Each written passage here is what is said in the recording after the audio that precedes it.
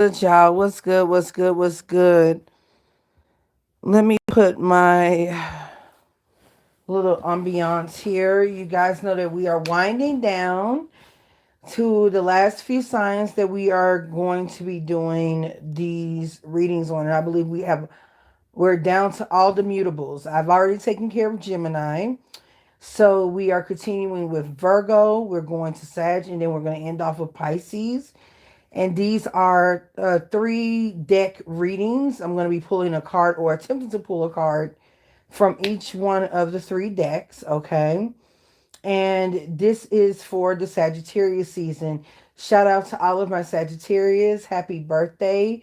May your minutes, your seconds, your minutes, your days, or seconds, minutes, hours, days, weeks, months, and years ahead be blessed with the benevolency of Jupiter, and that you have been able to cap off this year with some great milestones as you are 1 year younger, okay, stronger and much more experienced on your journey, okay?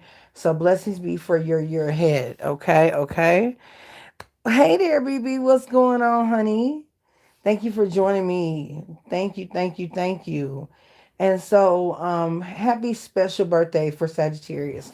And Sagittarius, I should be up and running on both channels, Nala the Neptunian, because I got a lot of things I want to cover as it relates to content with Nala the Neptunian. And I should also be at least start posting videos to Nala the naughty Neptune, the not Nala, the naughty Neptunian channel. I have two new channels, which will be where we broadcast. We're on screen. Honey, I need to get my nails done. Okay, I cannot be out here like flicking the wrist with these digits not pulled together. So that's something I'm going to be doing this week. Y'all, I didn't go get my hair bleached. I decided, I'm going to tell you something. This Venus retrograde is messing with me because this is my Venus return, and it's happening like a couple of days, like the retrograde officially starts a couple of days before my birthday, and I guess some other little holiday called Christmas or whatever. So anyhow, it's just I've done my hair like this. I've done it myself. The stylist is amazing. Okay. I will most definitely be getting my hair cut through her. And I guess over the next month to 2 months, I'm just gonna wear either my extensions, my wigs, or wear my own hair. I'm getting it cut into, at first I was just like, do I want to just keep the length of it and then just like wear it layered and kind of keep it, because I'm really feeling the 70s style. Like I'm like, you know what? I've been waiting a lifetime to do the mahogany look. Okay. Yes, I am. Y'all, I am absolutely in love. That's why when I saw the TikTok challenge and they had the 70s hair, listen, I don't listen. I'm not a trendy kind of person. I will infuse some elements of trendy into my aesthetic, but for the most part, I like classic pieces. I like things that are feminine but are also androgynous in a way. I like play on. It's weird. I have an appreciation for clean lines. Obviously, I love the color red. I love the color green. I like, bright colors, but I also like clean lines. My favorite things are cream or off white in color, if not, midnight black, right? Or in just like a dust of a color, like a real chic gray with always with like a pinch of red. If I ever rock cream, If I ever rock red, like black, you're going to be hard pressed to see me rock all red. But you'll notice that I accessorize with red, right?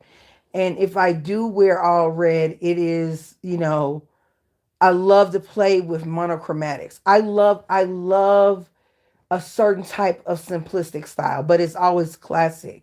Like I'm the person that will wear magenta with orange and like a silk or like a rayon blend, or I will wear turquoise with green, or like a royal blue with green, or play off of those, like off of certain jewel tones. I love jewel tones, and I love like anything that looks lush, and it looks like it looks clean. Like you don't have to put a lot of embellishments and shit on it, right?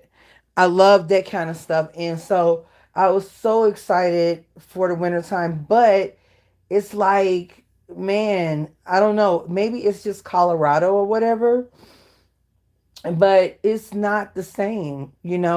I grew up all my life. Like, I didn't just leave Memphis, Tennessee while I was in high school. I was there for the first, 25 years of my life, 26 years of my life. So that's pretty much well into adulthood, not young adult, but adulthood, right?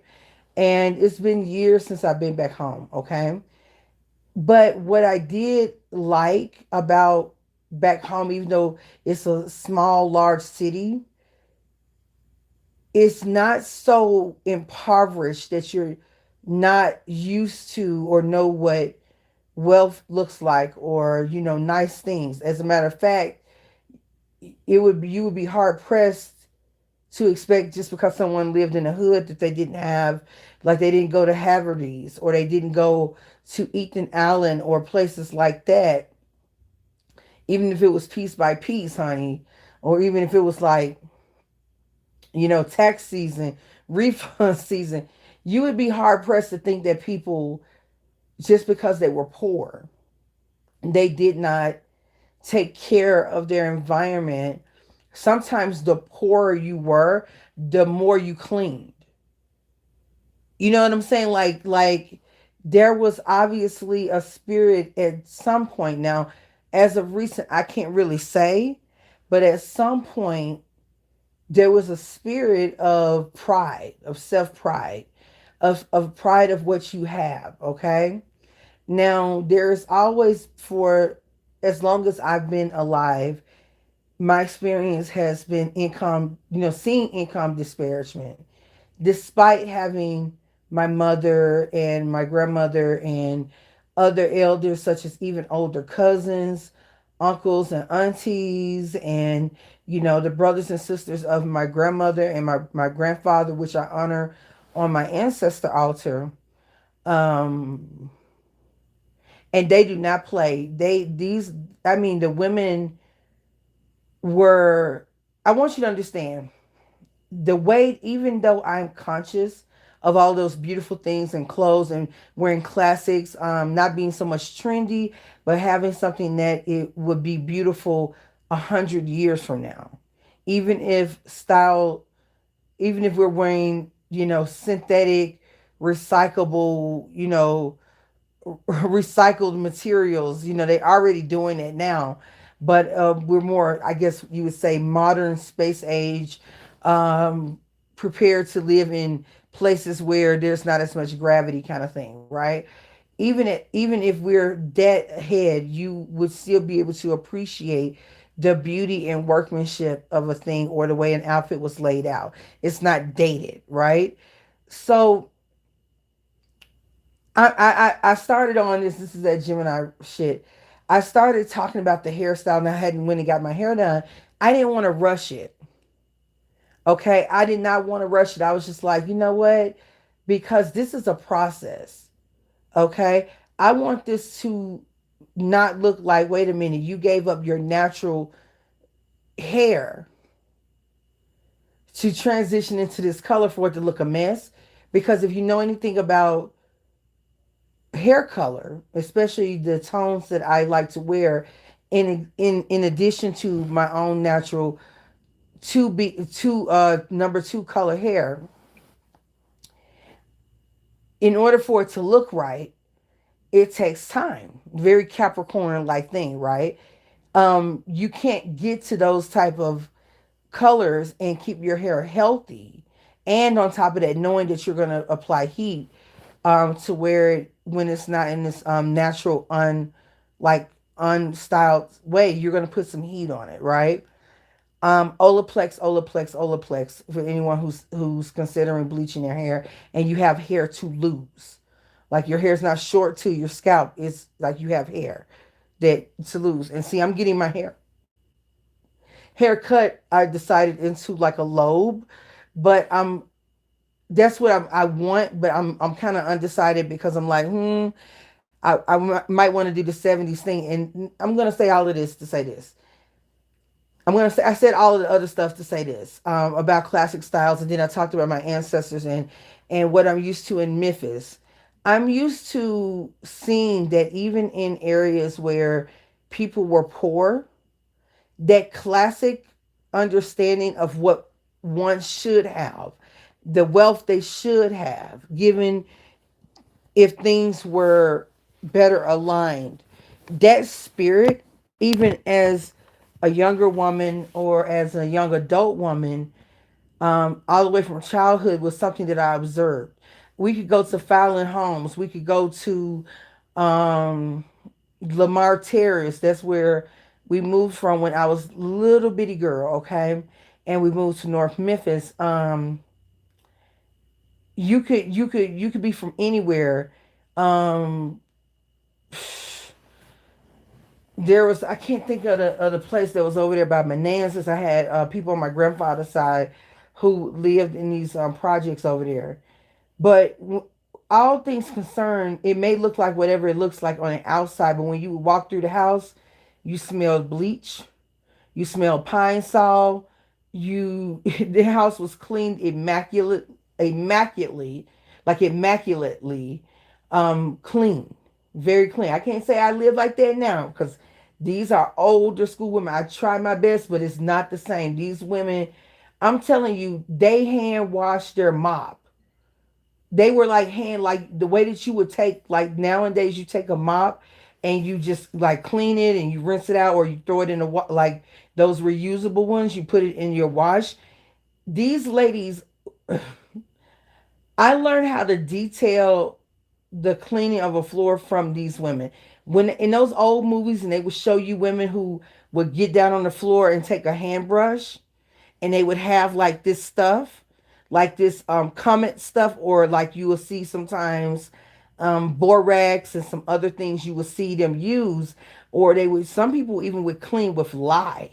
And as a matter of fact, if you clean your oven, which if you don't have a self clean, even if you have a self cleaning oven, but whatever, when you clean your oven, the material inside of oven cleaner is lye. So the same shit that we were putting in our hair. Another formulation, but just that's one of the reasons why women of color using relaxers would experience hair loss, because you literally were putting lye in your hair, and lye will eat through any organic and inorganic material. Yeah. Okay, just break it up. Hell, you could dissolve a whole human body in lye, and there's no trace of them. Okay, flushed away forever. But anyway, why I know that information, don't ask me. It's an eighth house thing.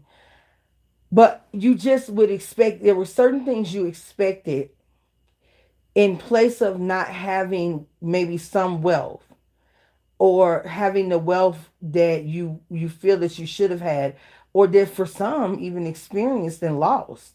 You got to understand, Memphis is a hub for music, which entails that there's a lot of musicians who were writers, people who wrote songs. You even have movie directors, script writers. You have a lot of entertainment people. You have people who were big in the 60s and 70s, and due to drug use, they lost out. It was not uncustomary to see someone walking up and down the street that was absolutely homeless. Not homeless, but that's another topic. Not homeless, but what you call a hobo or a bum, right? Out of their mind drunk, singing like an angel, singing like an angel. Like, not, it sounds like they're drunk, probably halfway out their mind. I'm sure under some kind of drunken stupor, sure having a DDT or something like that. But when they sing, no instruments, no studio shit. I'm talking about straight up. This person sounds just like you would expect like a superstar to sound. As a matter of fact, my grandmother's sister Daisy, the one that I told you guys about, who worked for the first ever black life insurance company in the tri-state area, okay, Universal Life. Um, my aunt Daisy, which is my grandmother's sister, Al Green presided over her funeral. She passed from cancer. And even her, and I commune with these spirits, and these women were what I'm talking about here, where in 100 years, if my great grandchildren, okay, would look at what I wore, my mother wore, my aunt, God rest her soul, God rest her in peace, um, just beautiful, like a me and her are like doppelgangers. My grandmother's mother, okay, my which is a whole interesting story, um, about my grandmother and my grandmother's twin and their mom. My grandmother's sisters, and go generation to generation. And one thing will be for sure, whatever it was that we wore, not just, saying this, and that. I just know my first contact with a glamorous woman has always been in my family and in my grandfather's sisters as well, even though they were from closer to like Brownsville, Tennessee, Milan, Tennessee, and Jackson, Tennessee. And they were more hood, but in their heyday prior to, the life, because of the poverty and even some other circumstances. We're talking beautiful women. My mother has her looks, but my grandfather's sister truly was a doppelganger for a Diana Ross. Okay? And all of what I do remember is that these women would always, what made them and what makes me feel the most gorgeous is this hair. Like, it's a effortless bouffant, not bouffant, but just kind of layered crown that highlights your bone structure, your eyes, and it's cropped it just beautifully, right? So it's a classic thing that no matter what era, anyone who's watching it or looking at it would find it to be beautiful. And as a matter of fact, they may even choose that if, again, like hypothetically 100 years from now, they were reenacting a style. They may go to that because it's the most appealing, because it's the most classic, it's the most relatable, it will last a lifetime, and it's timeless, right? And that's what I'm attracted to with some things that I see with the 70s. And so I thought about all of that. I was like, okay, so if you get a lob, or it's considered a long bob, you won't be able to do your hair like the TikTok trend. I said all of that to say something simple as shit. You won't be able to pull that off because of the cut and the direction of your hair. It just won't even flow right, right? So with all of those things considered, I was like, okay. I wanted to go in and get my hair cut, get it in a bob, let her do my hair. But then after seeing it, my hair is grown because of the way I was wearing my hair quite a bit. I was like, no, because I kind of want to wear this look, because this is going to be here for a while. I mean, you can say what you want to say even about dude who, what's his name? Damn it. Why I can't think of his name. I always do this when I go live. I can't think of a person's name. Tory Lanez. His latest album, no matter what we feel about him, and Megan, if I could look at Megan like she's a little cousin or a sister. That's the baby. Okay, even though I understand the shadiness and all of that shit that's going on with Nikki and all of that, Nikki is a genius. Okay, Nikki um is the reformation. Okay, as it relates to how a classic or a woman can be classic and beautiful and can be the Madonna and the whore, and we can make assumptions but we can't pull up proof. And she, even with all of her sexuality, you still, that doesn't overshadow her beauty, and her sexuality don't overshadow her expertise in her craft. That takes a lot. You have to master quite a bit to where you could be beautiful, you could be sexy and a seductress. Okay, you can do all of those things, but we're not looking for your next video because you're sexy, because you're seductress, you're seductive, even though those things are great and they are hugely entertaining.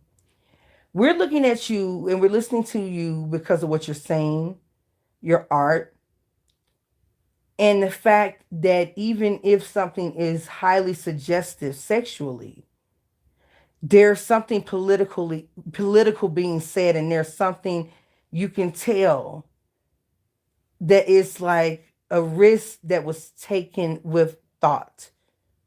Okay? So she's a master for that, and I admire her for it, okay, for certain virtues. I don't go with what people who have agendas for their, whatever say. I'm looking at the basis, the same things that we would judge any male artist on. I apply that here. And to cut through being attractive, being beautiful, being sexy, and even with all of those things, it still doesn't overshadow the work you put in. That's pretty genius, and not everyone can pull that off. Most people's claim to fame is their sexuality if they're a woman, okay, not their intelligence. And the fact that she could manage to be a force intellectually, a master craftsman in her industry, all while, okay, going through the painful process of staying beautiful. And that is very painful. Okay, don't get it twisted. Okay, it's an art to make it look effortless, but to stay beautiful given everything that one is going to experience on their life's journey is our means of strength. That is, if we had to quantify it with something external, it would be God level. See, this is where the woman, I guess, separates from the male in terms of where we are strong versus where the male is externally strong. That type of dynamic, and then to be made into a villain and still stay relevant without having to be the villain, but then make the villain shit work, even though it damn near broke your spirit, hurt your feelings, was cruel in its inception, and you were only doing what you were told to do and how you were told to act to stay relevant. You make that shit work for you. I always respect a bitch who has every odd against her and she then makes that shit marketable. That is something to me that's remarkable. Because you're going to have people who don't agree with you, don't like you. You're going to have things that don't work into your favor. You're going to have people who even want to, capitalize off of bullshit as it's connected to you for their own purpose. But when you yourself, with everything that was thrown at you, was meant to destroy you and it was meant to become a weapon, you actually become stronger and you become the weapon, the answer, and the truth. That's pretty remarkable. And I don't care how much physical strength you have, and I don't care what your external connections are, and how many friends you have in higher places making decisions, and what clubs you are associated with. That type of level of strength is not something you are equipped to on any level. Classically, and we see this in some of your most ferocious and fearless women heroines throughout history. Classic shit. Okay, this is not. This is a recipe of the greats. Okay, this is not something that if you don't have strong fortitude or strength and fortitude of your inner person, you won't be able to survive these sorts of things. Okay, this is the initiation into a club. Okay, especially in a lifetime as a woman, that even though you may have received an application, the approval process was you going through that shit and staying relevant and not disappearing or falling off. And you're able to stay irregardless to what's thrown at you. Those are the makings of those who make history. You have the classics, the things that, again, the theme that I'm going with, this is a very Venus and Capricorn thing. What will be in history books? What, as the dust settles 100 years from now, who will we reference?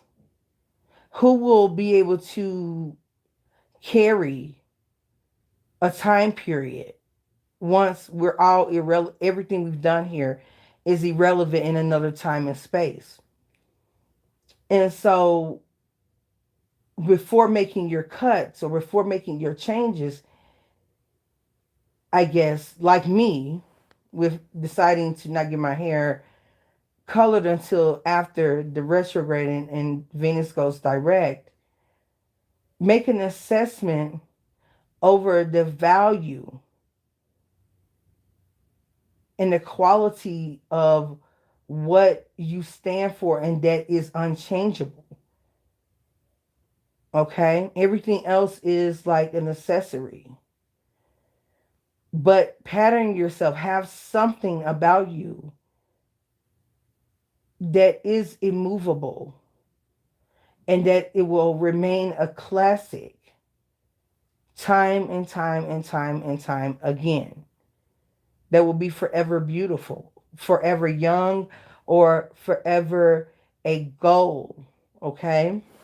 And in order to have that, it must withstand the test of time. It must be strong enough to be weathered and still, and it's almost as if the more weathered it is, the more beautiful the quality or the rarer the quality is, whether that is in how you express yourself, your own ingenious.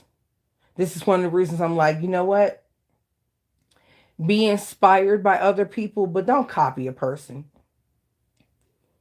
You are disrespecting your godhood and you're disrespecting the whole other god or goddess by doing that.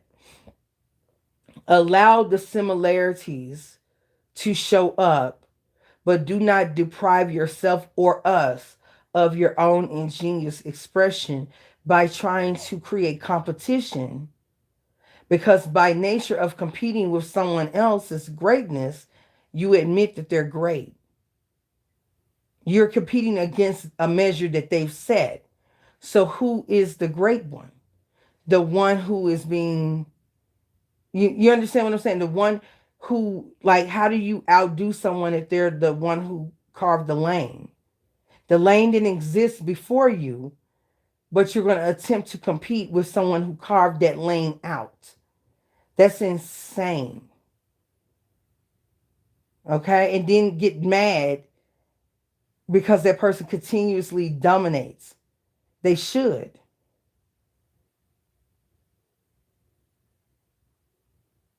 What it costs to carry that wasn't something that was easy. And it would be an undue service to give something that weighs that heavy to a light foot, to a feather foot.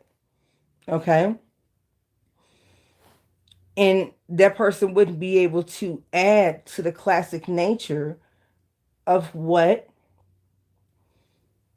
strength and what true beauty, which is painful, is. It's not easy. Okay? It is not easy. You're supposed to remain fair in unfairness. When you meet people who have beautiful souls,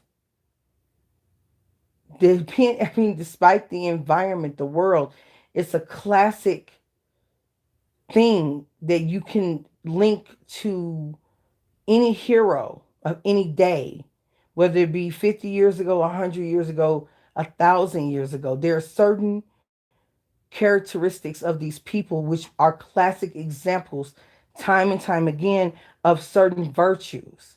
These things cannot be argued with. They're not set in stone, they're better understood.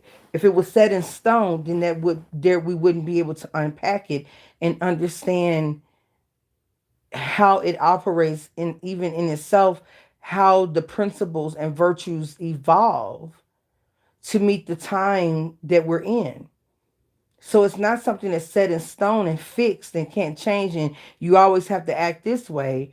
There are just virtues in the way one applies something that creates a formula that we can see similarities no matter who it is, if they've impacted the world in anything significant enough to change the way we think and perceive something, even if we don't understand it until well after they're gone or it's posthumous.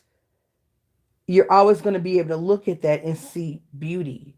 There's something classic about it. There's something I would like to revisit. This is what, if I were in this time period, this is what I would want to look like, or this is what I would like to embody. Okay.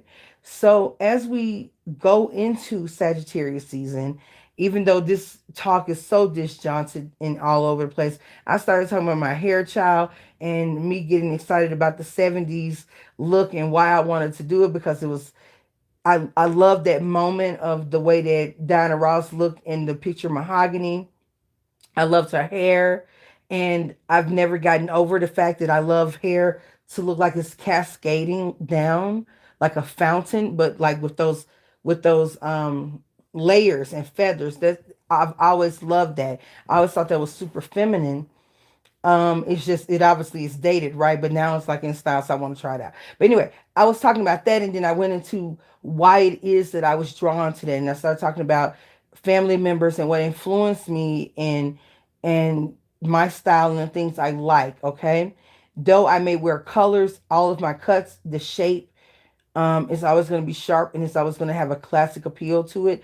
I don't believe in trends, because trends denotes that I'm more of a following, as opposed to something that actually makes a stamp on the world. Okay. And I think I was also talking about Tory Lanez. He's doing the whole 80s thing, which I think is cool. And that's how I got to start talking about them, because it made me sound okay. Blah blah blah. Okay, and that's how I started talking about Nikki. Okay, so anyway, Tory Lanez is doing the whole 80s thing, so I thought that was really cool. So I can see why they went there. Those elements are coming up. Um, because we are revisiting a time in which, before we started to veer off into more of a trendy society, that was the last time, if you think about it in history, outside of the 90s R&B, which was still, depending on, it's very selective depending on the group of people. This was the last time the body of music, no matter what your genre it was, or the body of even film, was genuinely contributed to either the talent of the writer, the director, the actors, the singers. Like, you actually had to be able to sing. You actually had to be able to act. You actually had to be able to write. There wasn't any synthesizer. There wasn't any, any fake shit. Like you had to be able to the classic understanding of an entertainer, one who is able to not only sing, dance, but also act. That's the triple threat. And you'll notice that even further back in Hollywood, the triple threats were the ones who were able to qualify for not just a Academy, but they could probably even get a Grammy, and they could also get a Tony, okay? And now even an Emmy. They were a triple threat. They could do all three: dance, act, and sing, okay? And so we moved away from that into more of the popular culture. And so with that, a lot of talent and ingenuity has suffered. So when you see people, and that brings me to the point of what I really meant about Nikki and how she's classic, it is the work ethic. It's the work ethic that no matter what you thought about her aesthetically, that still never superseded the talent.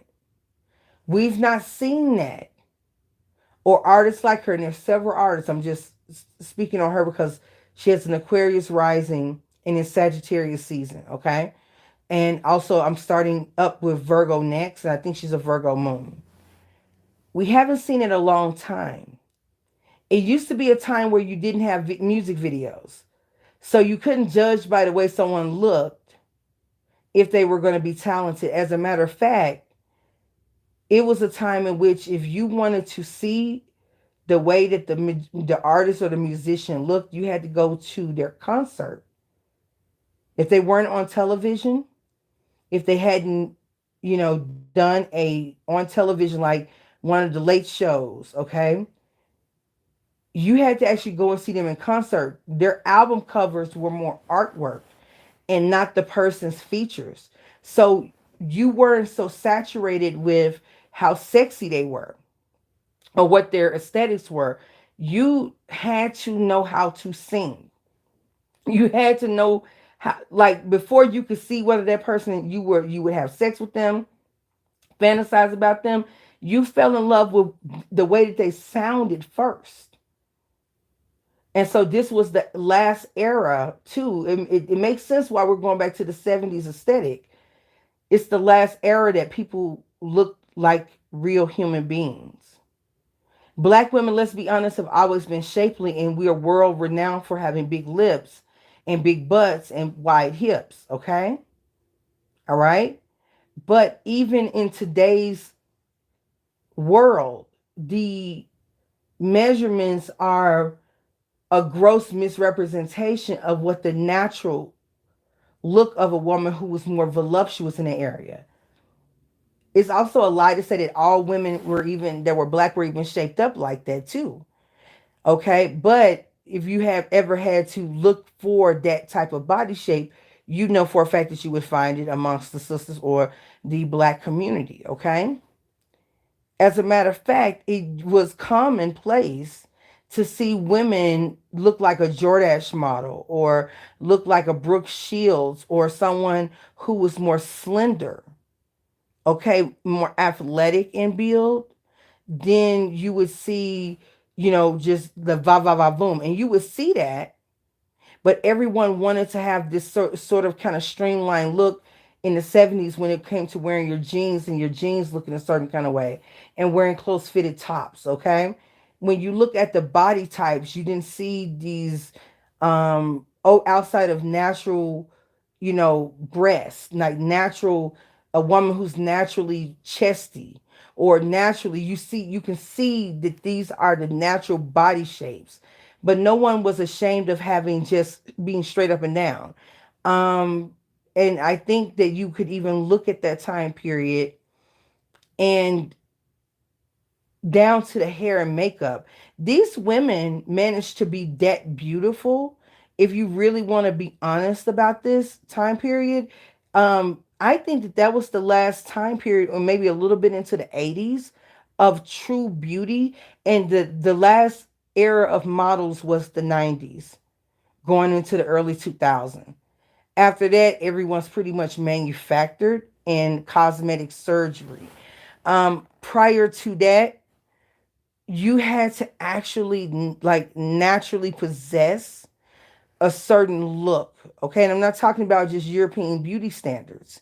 The models that even came from black were not just beautiful for a black girl, they were beautiful. So you couldn't say, oh, she's pretty for a black woman. That was unheard of. They're beautiful. They're extraordinary. I don't care what room of women you put them in. This idea that you had to have a lighter complexion to be beautiful at this time period wasn't what it is today. Now, did some people preference it? I'm sure. I'm sure you can tell by the movies that were popularized within urban community centers and even down to beauty like um, advertisements, hair products and things was to push you towards a standard and which one didn't look completely black. Um, as a way to program us to what it is that we have preference at as. But when I look back at the photos of my mother when she was really young, she was pretty much a girl. I mean, in the 70s, and I look at those photos, I look at my grandmother. These women, they wore makeup, but it was different, y'all. Like it was different. Like you actually had to be fucking gorgeous. Like you had to be that girl. There wasn't oh, you're gonna go and get plastic surgery. They did plastic surgery with Marilyn Monroe because she had the attributes, and the studios have already decided that she was the perfect one for them to change from who she was into this Marilyn Monroe trope. Okay. That was a project, but for just the regular women, you would see you had to actually have that thing about you. And so that wasn't lost on uh, uh, all of these add ons outside of some lashes. Yes, you wore makeup, but not in the same extent. Like even the makeup wouldn't distort your facial features. You actually had to take care of your skin. Okay. You actually had to, this is a time where my grandmother is the last woman. I'm gonna look at the chat here, respond to BB and whoever else is here. But this is a time where you actually wore cold cream to bed. Like you would actually wear Olay to bed. You would actually wear a moisturizer, like a mask, to bed. Okay. What you saw in that picture called Mommy Dearest, where she went with the stream hot water for her and then went cold water. I'm telling you, like I remember being a little girl, and mind you, this is 80s, 90s. Go to bed with your bra on because you're heavy chested like your grandmother. Put your bra on so your breasts don't sag. That shit didn't work, but I'm just saying, these women had regimens, okay? They had their own before we were spending thousands of dollars for certain products. Even in poverty, there was still a way that women dedicated themselves to preserving their beauty. Okay, you didn't have you couldn't run and get your nose done. You couldn't run and go get no skin lightening. Okay, you had to know how to take care of yourself in such a way. And mind you, at that time, a lot of people think that people had cars in the 70s. Well, the fitness was different. A lot of people didn't have cars. A lot of people took public transportation in the 70s. To have a car was still, even though some places people had cars, it still wasn't something that everyone was expected to have. And public transportation was still a big thing. So you're walking. If you do eat, you know what I'm saying, whatever it is that you eat, you're probably going to have to work it off in your career, your job, whatever. Okay. You're walking for blocks. It's not walking to get exercise. No, it's walking as a necessity to get to school or to work. Okay. And so there was just a little bit of a difference. So I think that as a society, we're looking for those classic markers, and it makes sense. Like I love Parade. Like I have a thing about underwear. Okay. I'm a little weird. I love I love places where I can get really pretty things like that. I just prefer that because I feel like your foundation pieces make your clothes look right. Like, don't talk to me about wearing clothing if you don't have a good foundation. Whether that is through working out and the structure of your body or just your garments, right? And I would say that because any woman who's a C, D, double D, triple D, or E plus, we know the significance in having garments for our, whatever. Okay. So, but I love this company called Parade. It's actually a Xennial who runs this company. And the Xennials are interesting kids. Are interesting. They've been here before and they're letting us know that they've been here before. I think what are they? Pluto and Sag and Pluto and Capricorn. So it's very interesting to see them in their style. So Parade, I love their stuff. I have so many. I have like wardrobes of their like pieces, right? Matching bras and panties. I love their stuff. Okay, so I love the idea. I love the ingenuity. I love the reduction of the carbon footprint with the way that they mail everything out and drop shipment.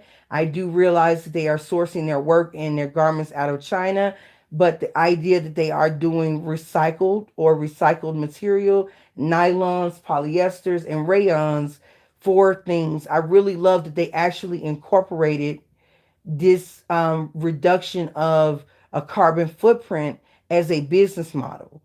Not only that, the people who they have hired there are people who are serious about creating a future. Now they're the future for us, but they're on some other shit. They're talking about creating future for three other generations.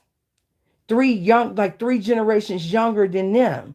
They're already there. These we're talking 21, 22, 23, 24-year olds. You can't tell me that these people didn't exist before. They're coming out with their minds like this. And so the creator of Parade, respectfully, she probably does come from a wealthy background. I believe that her father was like a corporate magnate, a business magnate. But it's the fact that she gave a damn to want to incorporate what she did, how she did in the sustainability. She actually cared. She didn't have to care. It's not like she has huge competition yet. She is establishing herself. And to have these principles are pretty impressive. And it's a lot of other companies that I support that are Xennial owned, okay? But one of the things I noticed about the styling of like the catalogs of underwear, the colors that they put out is very much color block from the 60s and 70s. The aesthetic, the artwork, the creative like direction of the photography, even down to they're opening their first store in New York. I was able to see what they were going to do for the planogram and the store opening, the unveiling, the marketing, the physical merch that goes into it. And whoever's designing, again, the art director is very much 60s, 70s esque energy. So this is not the only place I'm seeing it. I'm even seeing it with other beauty companies that are also Xennial based. Very much 60s, 70s aesthetic when it comes to the packaging, the fonts, the artwork, the color schemes, right? So that is leading me to believe that there's a consciousness that wants to have us, before we move completely into this age of Aquarius, revisit classics that we've come to know prior to getting everything synthetic. Wants us to go back to a period to reestablish the purity. And the reason I would also say that women from the 70s would really show beauty is that now everyone didn't look alike. Some people had gaps, some people didn't. Some people had big lips, some people don't. Some people have wide mouths, small mouths. Everyone looked somewhat different and were uniquely attractive based on those features.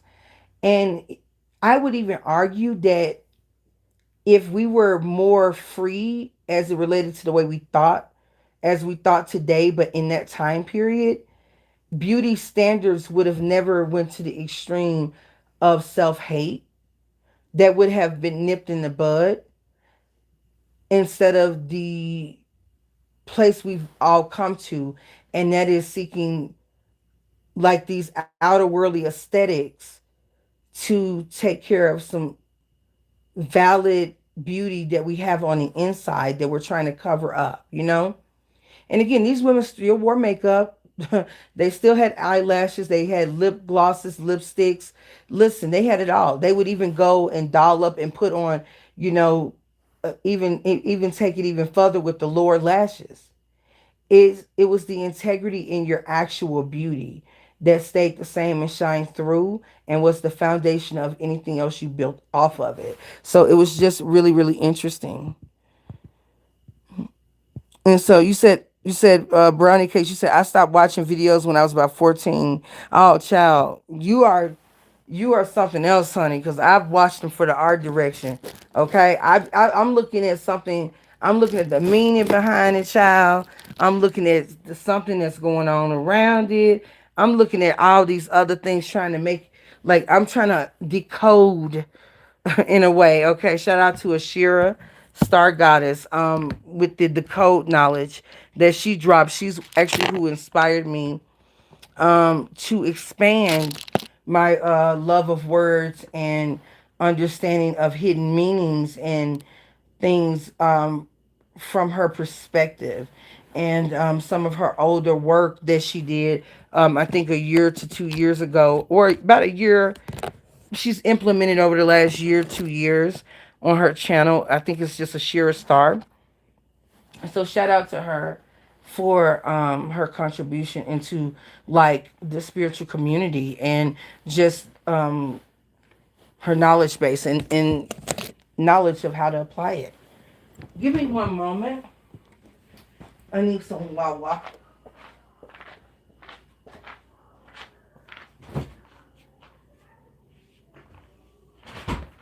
So okay, we have Virgo, we have Sagittarius, and we have Pisces, right? Okay. But yeah, so I'm going to be donning some 70s-esque hairstyles, whether it's me or it's not me. That's the look, okay? Hair colors that I really, really like. With Nala the Neptunian. I'm feeling that whole thing. I think I really love it. I don't know how long I'm going to have I'm going to wear the aesthetic, but I'm down for it for the next year. Or I'm down for it until my Gemini rising wants to do some other shit, you know.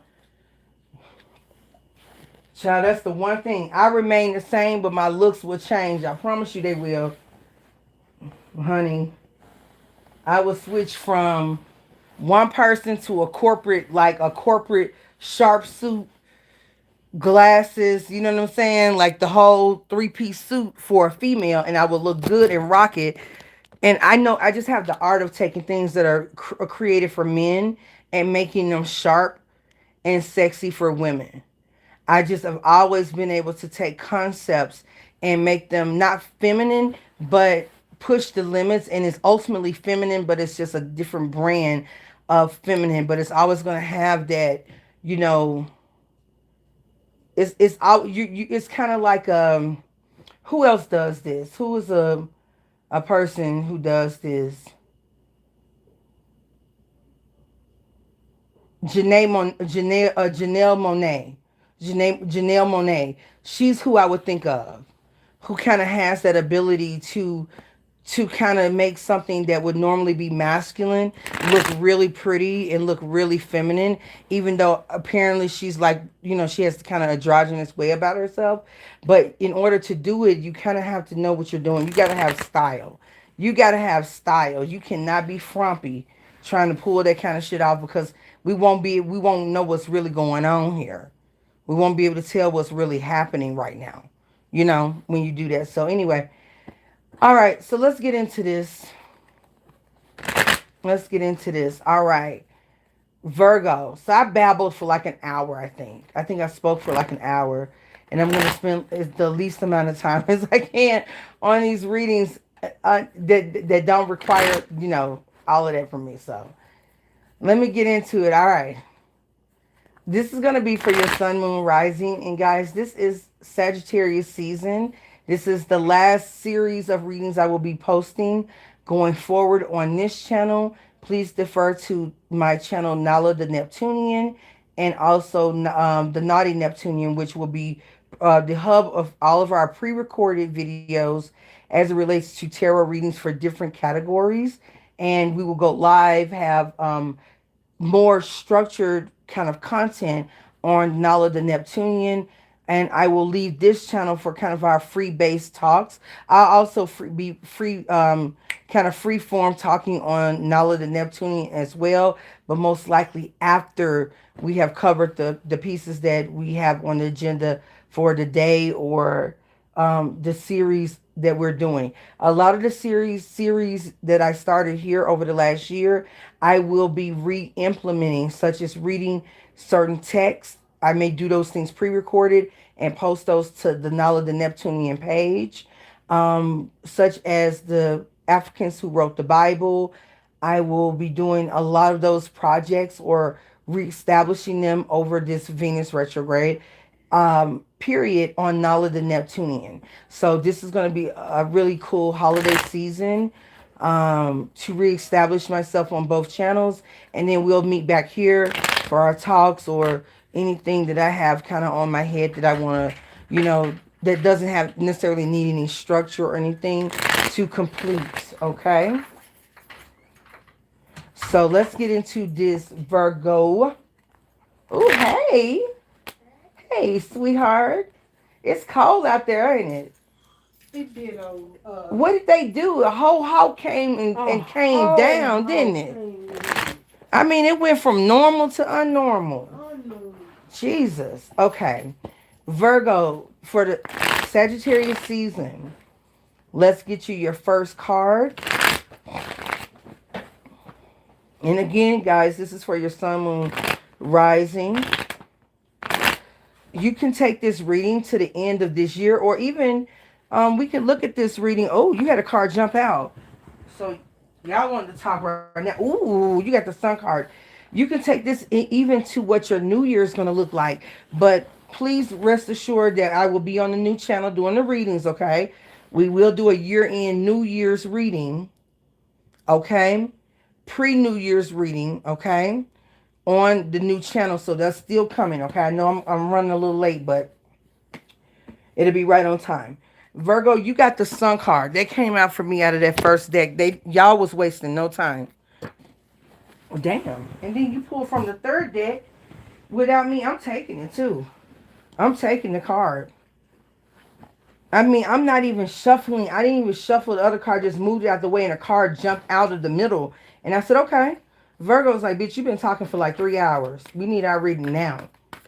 Now. I got things I'm waiting on. I got stuff to do.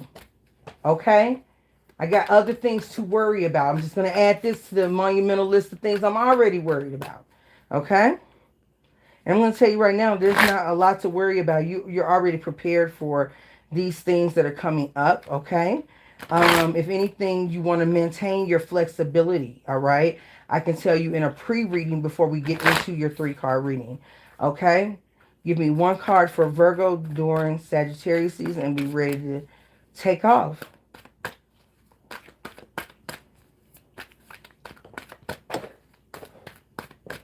Y'all be running back to this channel all the time because I really enjoy free-form conversations and readings because it allows me in my mind to put things into perspective either for myself and share them with you.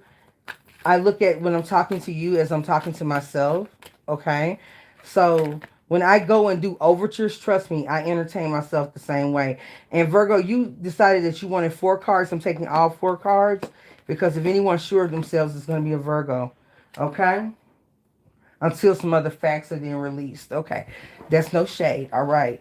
So Virgo, The first card we have out is the Sun card. So I believe that this is really taking us, this is speaking more than just Sagittarius season. I believe that Virgo, for you, you are about to enter a golden period. There's something happening with Venus, even though Venus doesn't necessarily favor, is fallen in your particular sign.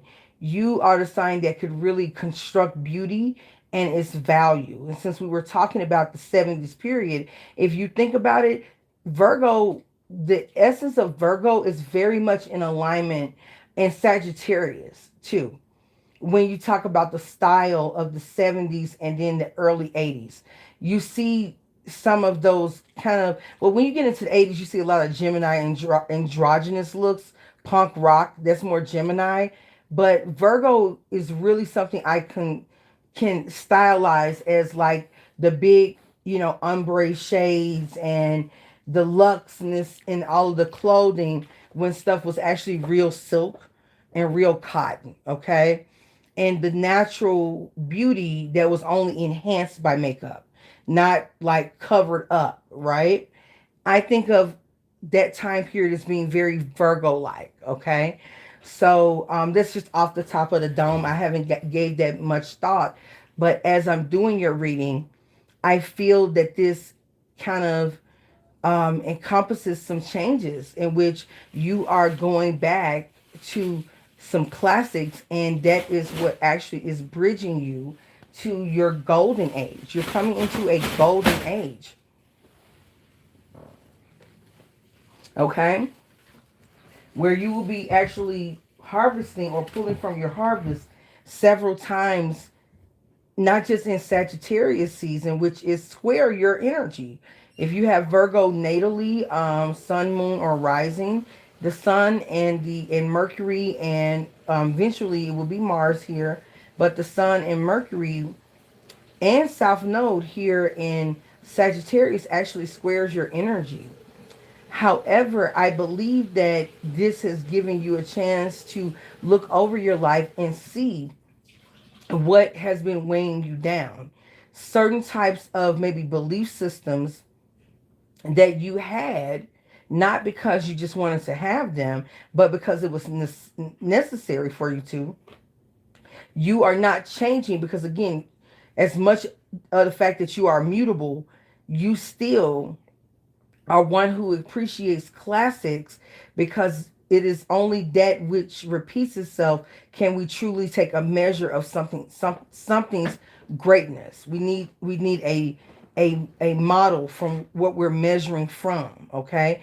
And that's how we can determine the value of something, and that is represented by you, Virgo, in terms of the expression and actually grounding these mercurial concepts and actually producing them for the world to see as an example, or from where you measure what's worth, what has its worth, how much is it worth.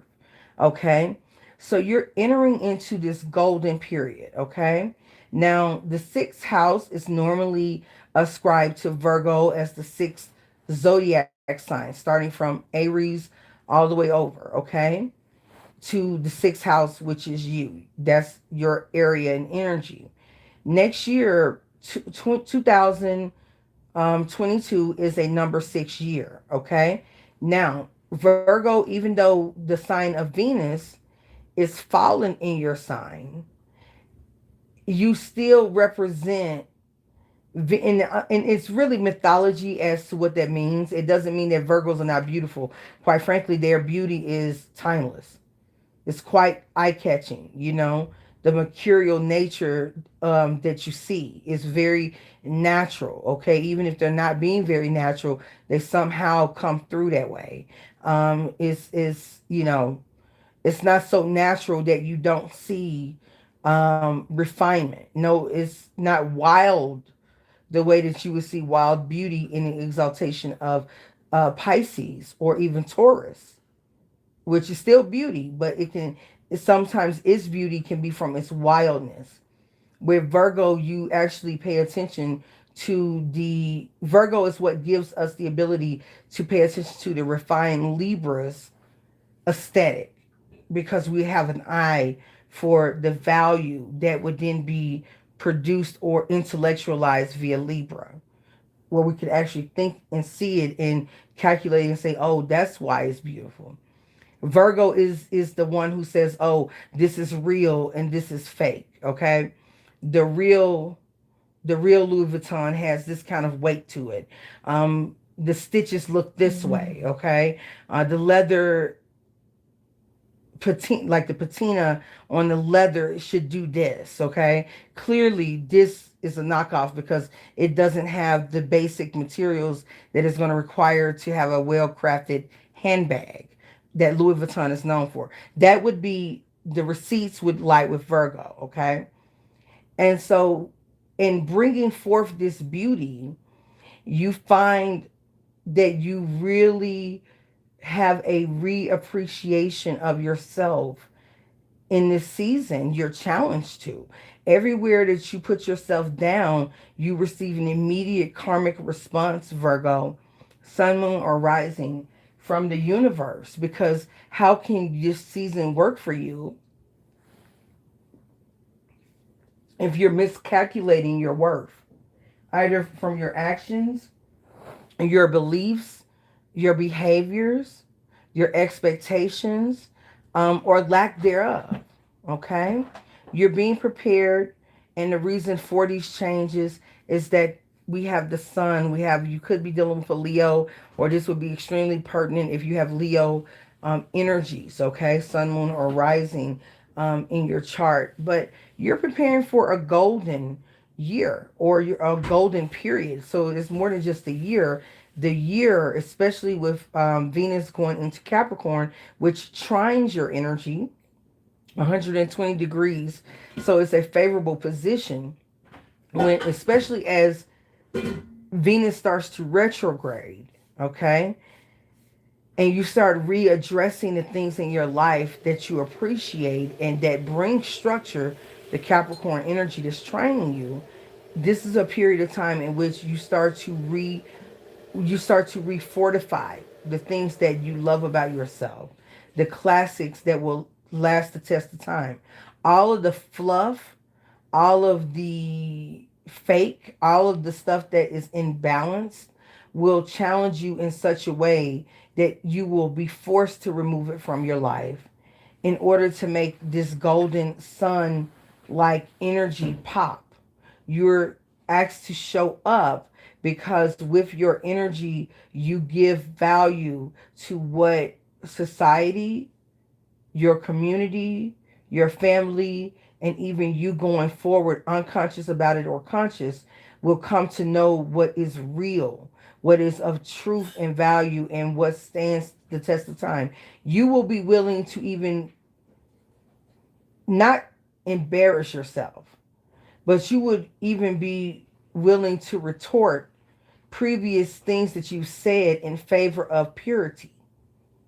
Not to get people to feel sorry for you, but in a favor of maturity and the truth, and the beauty in the truth, and the beauty in growing, in the beauty in being able to be mutable and experience a mistake, own up to that mistake, and actually set one up for success. It will also help encourage other people that just because I made these mistakes, just because other people may feel like they're embarrassed about it, I'm not embarrassed. I was living my life. I was living versus not living and being scared.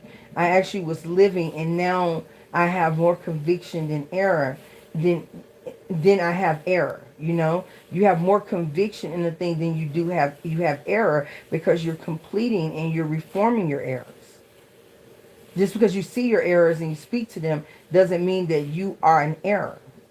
It is a testament, if anything, to your ingenuity of being able to remain flexible and have grace under fire, and still continuously push towards purity. Some of you I'm speaking to have a lot of scorpionic energy, because I keep going back to the purity of a thing. You're willing to go through the fire, and if that means sacrificing the image or an outdated image of yourself you are willing to do that because you understand what it takes to actually truly be a beholder of light. Leo represents beauty, okay? Yes, Venus is beautiful, but Leo is the presentation of that beauty. It is the golden beauty. It comes out of the Sirius star system. Even though Isis is rarely associated with the sun, literally the constellation that is her, Sirius, is within the spectrum lying between Cancer, Leo, and Virgo. That is the Isis energy. Okay?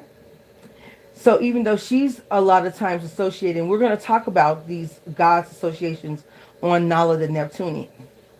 She's associated with the moon. She's very much a solar deity or solar goddess. Okay? It is Orion or not Horus, but Osiris, who is represented by what we would consider to be Mercury in the constellation of Orion. Okay, that whole constellation connecting to even almost close to the seven sisters, and that comes like the Palladian star map, but Orion system is all Osiris. So it's interesting how Osiris goes from the Orion energy, but it's also connected, the fall of Orion, which is connected to Antares, the heart of the Scorpion, which is found in the Sagittarius constellation, despite it being the heart of the Scorpion. It's interesting how we see Osiris represented by, in Greek mythology, Orion and the Scorpion that was sent after him from Aphrodite. Child, okay? Or was it Diana? No, Diana sent, was it Diana? I got to go back over that. But anyway, it's funny how we see the interplay of Pluto and Mars and Mercury representing Osiris in life, and that's in the Orion constellation. And then when we get into Scorpio and Sagittarius, those constellations, they're representing what Osiris became, or also representing Amun Ra. Amun Ra would be the under God, the Godhead, but in the underworld. Okay, so it's interesting how all of that plays out, and how we have the sun, okay, in its exaltation, or the sun in its dignity in Leo, okay, as the representation of Isis. And when Isis falls, and Isis falls in Libra and then in Scorpio, we kind of have this idea of Mercury, or even Persephone in Hades, and that whole connection to Diana. It's all confusing. We'll break all of that stuff down, but nonetheless, everything seems to start in the summer, like in the summer area of our chart, or above the horizon, or in like the fifth house. Everything tends to circle around this area, okay? And that type of energy, and the analysis of that type of energy, is going to be with you, Virgo, for the next month, and probably most likely the next year, okay? And it will help you in this process of initiating, I would say, your greatest glow up and your ascension, okay? I believe that we're moving from, it's like you are the sign of service, which naturally means that you should serve yourself, but a lot of times you forget to do that. It is that nature of yours of being of service, which will be not trendy, but it would be written in the book of how to forever stay young, how to forever be of high quality and high vibration, to actually be worth a damn, okay? To actually be able to be a service or a servant for one's community, one's group, one's tribe. If you are a leader, you are nothing to the group. You lack beauty, you lack intelligence, you lack use if you are not of service to the cause, okay? And that's something that you embody, and that is a quality that beauty requires. Okay, so Venus really will bless you, it seems, for this upcoming year. I know I spoke a lot, but Spirit took over, Virgo, and I had to go with it. Now let's get into some of the nuances. And this is where Spirit pulled 4 cards out of the Beautiful Creatures deck. We have the Page of Wands. This is a new venture. So some of you, what's going to be highlighted this season going into the new year, are going to be your ventures. These ventures will be in alignment with what you've already done. Okay, so it's not, oh, I'm having to do something completely different. This Venus transit right now in Capricorn would not imprint on you that energy. If anything, Pluto being in Capricorn for so long, you have now the foundation, okay, to know how to make do out of things that have been newly transformed, and how to give form to something so that it remains flexible. So this even means to your dreams and your goals, okay? You're going to be challenged with, and it could show up, the challenge could show up many different ways. Let's say if you're, this is just to give you a little bit of ideas. In my industry, the way I'm doing something, the way I fell back from the way I was doing and operating my business, for me to get a rhythm, for having enough time to take care of myself, my responsibilities, and also not make myself like so available that I could not handle my clients. Okay. Did I take a loss for that? Yeah. But it was a decision that I needed to make. The loss came from the obviously not having the website, the quality and things. I had to rely on other means, right? Now, however, that I've been able to reestablish oneself, I would begin to lose if I don't become flexible and say, okay, now it's time for more professional presentation, a more professional way that people are introduced to what I do, so that they're able to interface with me a lot easier than something that's more simplistic. If I stay the same, it actually will hurt the progress of my business. That is similar to, that would be the best way that I can describe what's coming up to you. Whatever it is that you do effortlessly, you probably already have everything together. Unlike, I didn't have I had a website, I dropped that. But you probably already got all of those things together: website, contacts, social media, and all of that, right? Because you've already laid the foundation, you already have, I'm just using social media as an example, you already have traffic at these venues.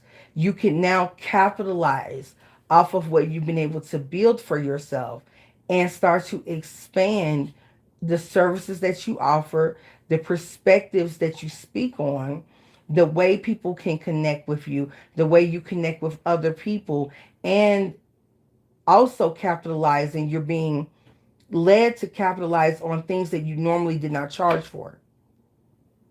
The reason why is that the universe almost wants to support you becoming more of an expert in a natural ability that you were not charging for, that is going to prove to be a commodity. And in order to ensure you don't experience burnout, because you naturally do this, the universe wants you to capitalize off of it, not to demonize it, okay? But look at the money or the earnings as energy. It takes a lot of energy. It took a lot of energy for you to become wise enough to know what to do with your natural gifts. And now it's proven to actually help people and be a necessity. You need that energy back. You cannot serve anyone until you serve yourself. And money is energy. Okay? You're giving out energy very much like I'm doing here. And to not have anything in exchange for it, no matter how good natured you are, would eventually exhaust you. Whether that's financially, and it will be financially, because when you're spending a lot of time giving to something that doesn't pay you back, you don't have the energy to give your 100% of yourself to that which actually pays you, where people know that they have to in order to get your advice on that particular thing, right? You're being asked to actually capitalize off of it, not to separate yourself from your community, but to improve on this gift. It's actually a value to the community to even contribute what you're going to ask for it. Because the more that people contribute and support you, the stronger and more masterfully you can provide the service, which will then pay itself back 10 times over. That's what I'm being shown. Is whatever you're not capitalizing on, actually, is probably one of your most valuable assets. And that will be a place from where you need to build yourself, or venture that you do need to expand on, because it's going to be very relevant over the next 10, 20, 30 years. It may even change the way that we do things. The process, whatever industry you find yourself in, do not hold back. We have the Empress. Okay, so there we go with the Venus energy. So Venus, as it relates to the earth realm, would be obviously Taurus energy. Okay, Taurus is ruled by Venus. And then the air realm would be Libra. Okay, so you could either be, interacting with either a Libra or a Taurus, or you could have these placements in your chart, or this could be the expression of Venus in Capricorn. Okay, the actual expression or the presentation, the hierarchy of Empress being implemented here. I have Venus in Capricorn natally, so I'm having my Venus return. Okay, so Venus is pretty much on my Mercury, how I communicate. It's a part of my identity. So even down to the deacon, that my Gemini rising is in the deacon of Libra, is in a Venus ruled deacon. So I'm a moon in Taurus. So Venus is always, even though it's not my chart ruler, or it's not one of the heavier planets, it's sprinkled everywhere. And Neptune is a chart ruler for me. Neptune's the highest expression of Venus's ideals. So there's that too. But you're able to really infuse this Empress like energy which you naturally encompass. We don't say this enough about Virgos. Virgos are naturally um exuding Empress energy. I mean, come on. I mean, so this is the harvest, and the Empress most definitely, um this is one of her counterparts, right? So this is really infused in your experience. Don't deny yourself the luxury that you find, really motivates you. No, it's not about going broke for a brand name, right? But if that Cartier 18 karat gold bracelet for 5,600, because it's not as weighted, it's a little bit hollow. I think it's probably even 7 grand now. If you can fetch it, it's not even obnoxious, right? You notice it, and other people who know about that notice it. And, it's just a really nice statement of your hard work. Don't forget to reward yourself. I'm not saying you have to go that far. I'm just giving an example of I'm giving you an idea. You can make it make sense for whatever you find as luxe or expensive or Empress-like levels of um of lux or poshness, right? But you do need to be aware that the service worker, the hard worker, still needs a reward. Okay, so don't push away a reward or deny yourself a reward for what it is that you're doing. You encompass the Empress energy, but it's through your work that you may even support the development of younger Empresses. Okay, so look at it like that. And what a pity would it be that we don't see something, a nice piece of gold or a nice diamond piece on you or something. It doesn't have to be obnoxious. It could be a smaller piece, but it underscores who you really are to the team. So don't deny yourself that. And you can translate this reading for men as emperor energy. The same thing. Gold is a solar energy, okay? It's royal, it's regal, it's Leo. Like you're reading my God, started out with the sun card. So this regal like energy, don't deny yourself that. It's almost important, and to the people to see you someone of that stature, having that humility and that type of virtue of service to the community, trickles down to everyone. Okay, we're all accountable because you're accountable, kind of thing, right? So there's that. There's a lot of end to this other nonsense. You got the 10 and the 8 of Swords, okay? This could talk about finality and imprisonment, okay?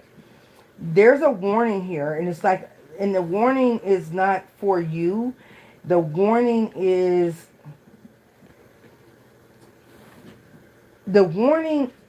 what is almost like without your, okay, if you're not fully available to rock out with this sun energy, this page of wands energy, and this empress energy, okay, then it brings a lot. It's almost like, I wouldn't say the world is hinged upon you, but the world around you, you whether you know it or not, is very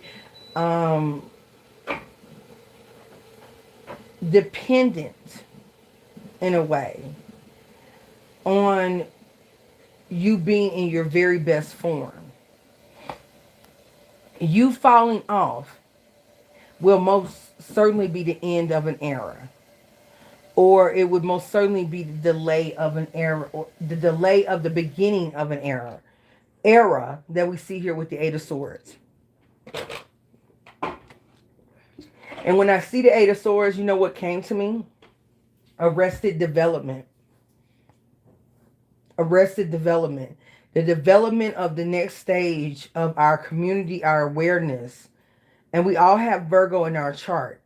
So wherever Virgo is, please defer to that area of life to see how this reading manifests in that area of life in your chart, and how that shows up in your personal life, in your conscious, waking life. By you not being fully in your energy or turning down, Virgo, Sun, Moon, or Rising, the communities, the yourself, families, groups, communities, the world, the collective, okay, will be in a state of arrested development where we will start to regrade or regress instead of progress. This underscores the importance that you play. So it's not a time to gamble on anything.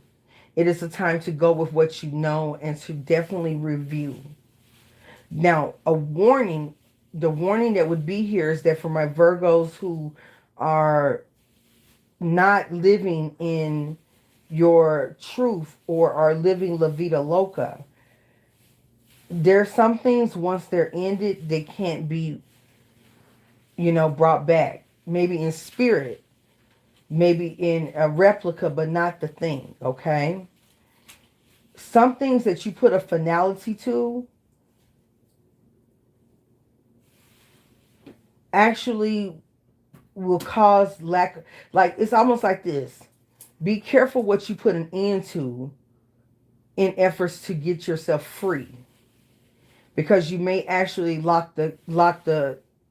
you may actually close the lock on the cage, or put yourself behind bars in an effort to gain freedom in ways that don't measure up to your own principles. If it doesn't make sense, if it's not balanced, it's time to cut that out. It's time to put some final things. If there's a behavior, this is the Sagittarius season speaking right here. If there's a behavior or thought process that you know does not serve you, this is not the time to double down. The Ten of Swords says that it will create a final judgment and put an end to something. And then we have the Eight of Swords, imprisonment. Actually being stuck in the head mentally. Not able to progress forward because one has been drove into like this madness of trying to almost like you're trying to like encourage something that should not be here.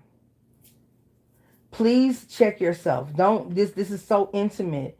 I have to trust that as I'm talking to you, Virgo, that you are being honest with yourself and that you're not delusional. Because even if you were delusional, a sign like you wouldn't listen to anyone else.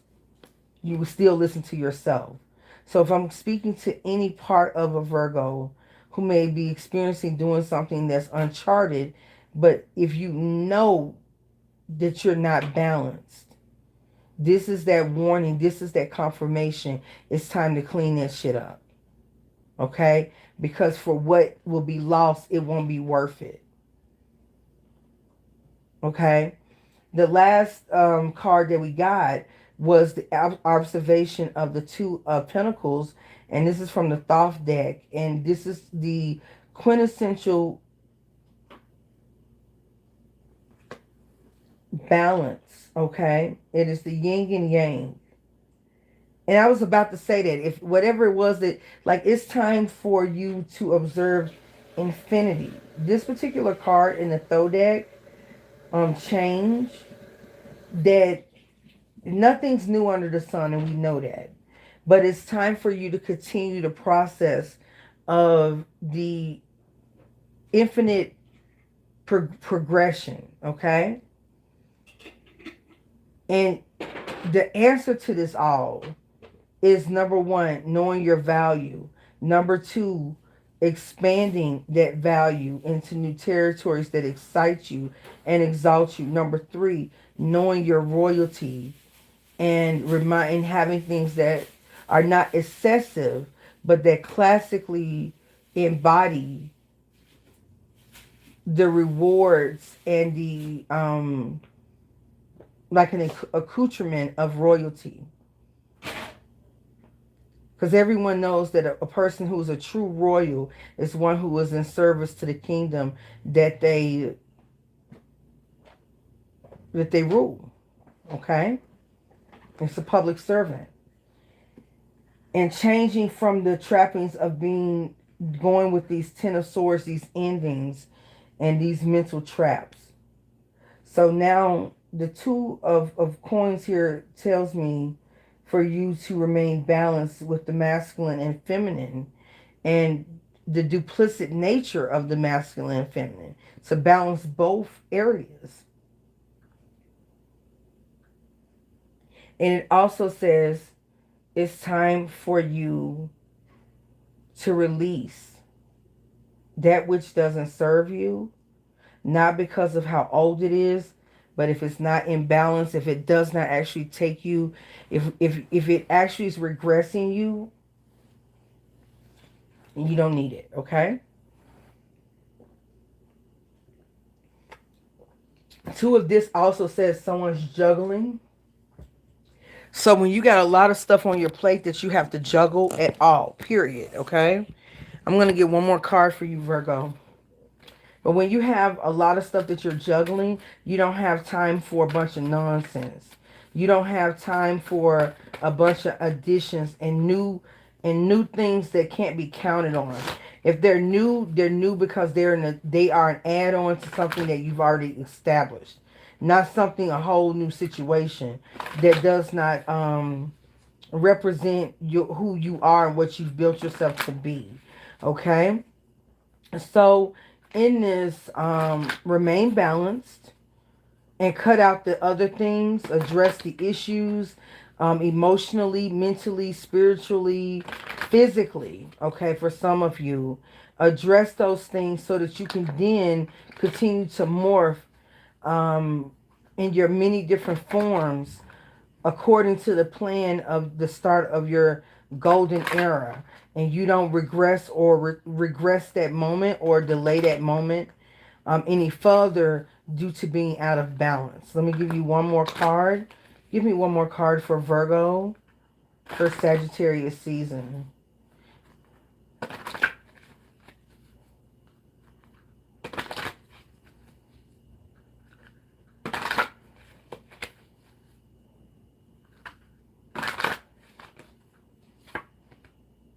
Yeah, we got the Eight of Swords.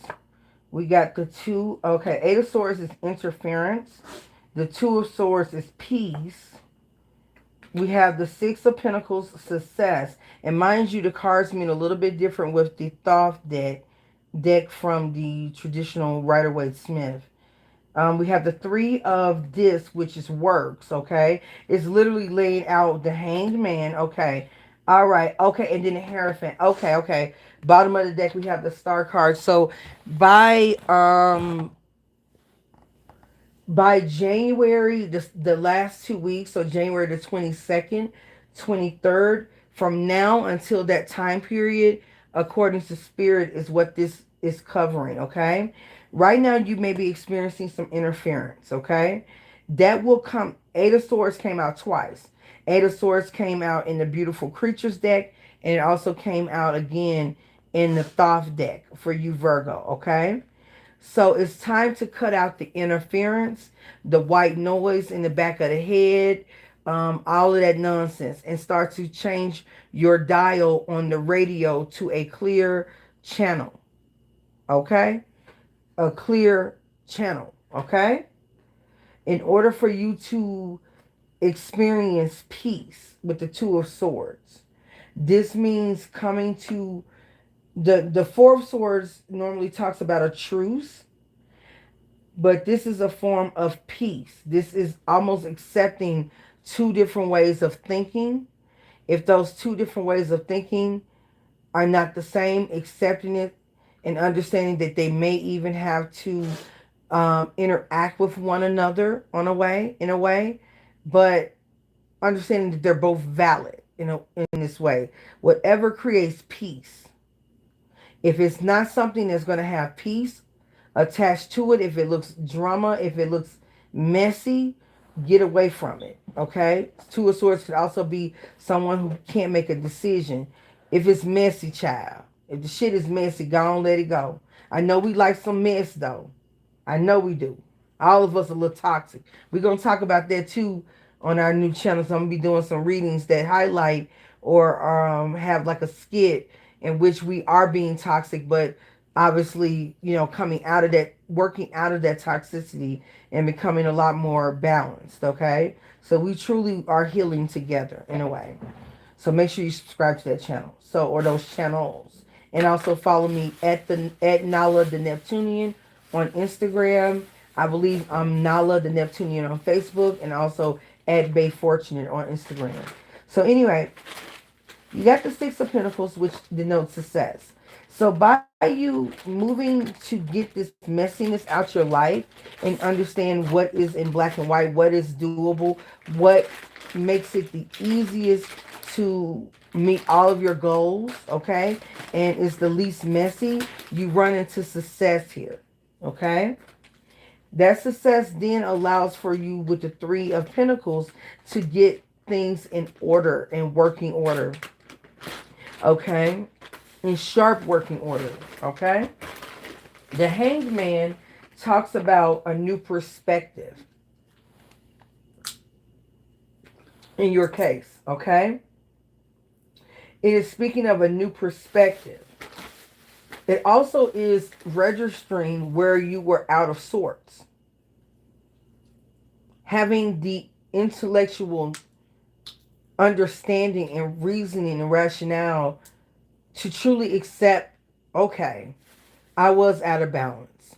Because some people can tell you that you're out of balance and you're like, so what? But you can't really appreciate how that is working or not working.